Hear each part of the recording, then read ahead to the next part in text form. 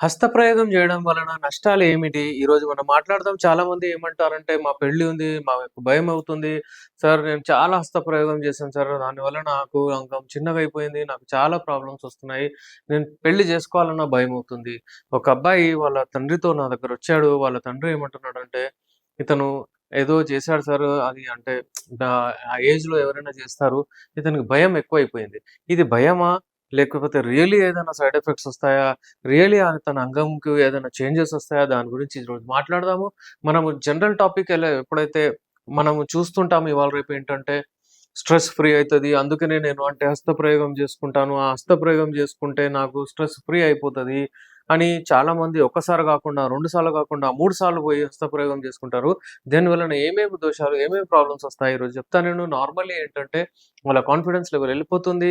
పెళ్ళికి భయపడతారు. పెళ్ళైన వాళ్ళు ఒకవేళ చేస్తే మళ్ళీ భార్యతో కలవాలంటే భయపడతారు. ఎందుకంటే అరే! తొందరగా అయిపోతది. ఎప్పుడైతే మీకు రిలేషన్‌లో గలవాలని అంటే మీరు వైఫ్‌తో మీరు దూరమవుతారో ఆ సమయంలో మీరు హస్తప్రయోగం చేయకూడదు. మీరు హస్తప్రయోగం చేస్తే మీకు మీ పెర్ఫార్మన్స్ లెవెల్ మీ ఆవిడ దగ్గర, మీ పార్ట్నర్ దగ్గర తగ్గిపోతుంది. మీరు నేచురల్ వేలో ఒకవేళ మీ బాడీకి అలవాటు చేస్తే అక్కడ కూడా వీర్యం వెళ్తుంది. ఇక్కడ కూడా వీర్యం వెళ్తుంది. కానీ అక్కడ వీర్యం ఏదైతుందో అది బాడీకి చాలా మంచిది. మీ బాడీ హెల్తీ అవుతది. మీకు ఇంకా చాలా అంటే ఒక రకమైన ఎనర్జీ ఒస్తుంది.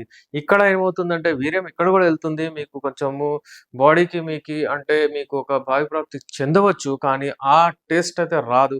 ఆ రకమైన మీకు ఈ వీర్యం ఎళ్ళిపోయిన తర్వాత మీ బాడీకి అంటే అది నష్టమే అని చెప్పగలుగుతాం. ఎందుకంటే యునాని సైన్స్ ఎప్పుడైనా సరే ఈ హస్తప్రయోగము చేయకూడదు అని చెబుతూ ఉంటుంది.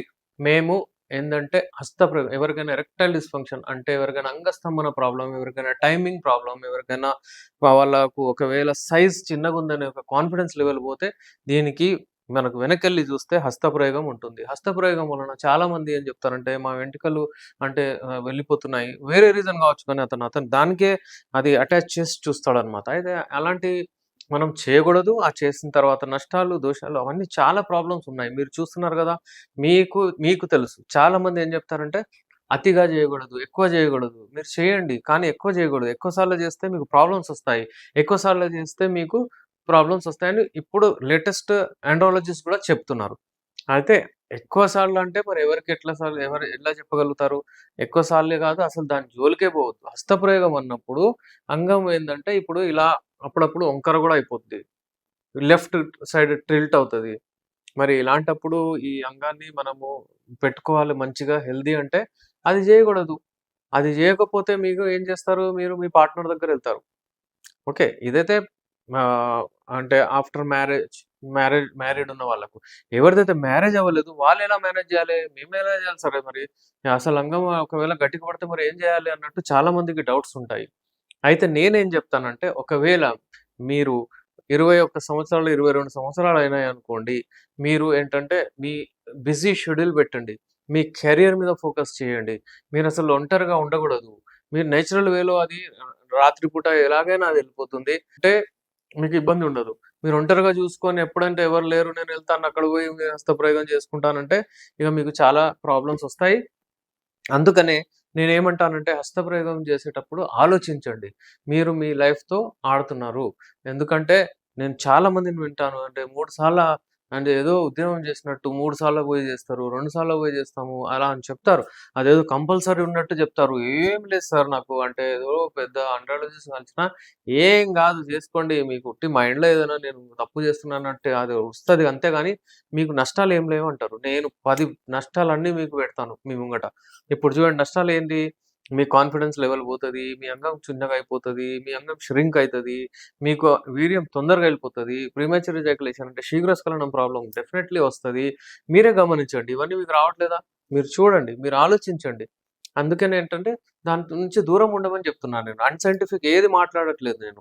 ఇవాళ రేపు ఏంటంటే ఎప్పుడైనా సరే దేనికైనా సరే అంటే సైంటిస్ట్స్ చూస్తారు అంటే దానికి ఎక్కువ రిసర్చ్ చేసి తర్వాత చెప్తారు. అవునవును కరెక్టే అది చేయకూడదు. అది తప్పు కదా! అందుకనే ఏంటంటే చాలా ఘోరమైన పరిస్థితి. హస్తప్రయోగం ఆపండి. దానివల్ల నష్టాలే నష్టాలు. అందుకే ఏంటంటే మీరు ప్రకృతికి ఏదైతే అపోజిట్ ఉంటుంది అదెప్పుడు చేయగూడదు. మీరు నేచురల్ వేలో మీరు డెఫినైట్‌లీ కలవండి. మీరు అది గూడా అతిగా చేయగూడదు. దాని గురించి రాబోయే రోజుల్లో మనం మాట్లాడదాము. ఈ నా ఛానెల్ ఏదైతే ఉందో డాక్టర్ ఎస్ఏ రెహమాన్ అఫీషియల్ మీరు సబ్స్క్రైబ్ చేయండి. ఈ వీడియోస్‌ని ఫాలో అవ్వండి, షేర్ చేయండి. మీరు మీకు అంత ఎడ్యుకేట్ చేసే వీడియోస్ నేను చేస్తుంటాను. ఒకవేళ మీరు హస్తప్రయోగం చేసి చాలా అంటే మీ కాన్ఫిడెన్స్ లెవెల్ చాలా తగ్గిపోయిందంటే మీకు the best medicines Unani medicines. ఈ యునాని మెడిసిన్స్ ఏవైతే ఉంటాయో ఈ మెడిసిన్స్ ఇండియాలో గాకుండా విదేశాల నుంచి గూడా మేము ఆర్డర్ ఇచ్చి తెప్పిస్తాము. యునాని మెడిసిన్స్ అంటే ఏంటి? కొంతమందికి డౌట్ రావచ్చు. యునాని మెడిసిన్స్ అంటే చూడండి హెర్బల్ మెడిసిన్స్. హెర్బల్ మెడిసిన్స్‌లో యునాని మెడిసిన్స్ ఒస్తాయి మీకు. ఆయుర్వేదిక్ మెడిసిన్స్ ఒస్తాయి. ఆయుర్వేదిక్ మెడిసిన్స్ ఇండియాలో ఉన్న వనమూలికలు తయారు చేస్తారు. విదేశాల్లో నుంచి గూడా మేము ఈ మెడిసిన్స్ తెప్పిస్తాము. ది బెస్ట్ రిజల్ట్స్ దీనికి మనకొస్తాయన్నమాట. Thank you.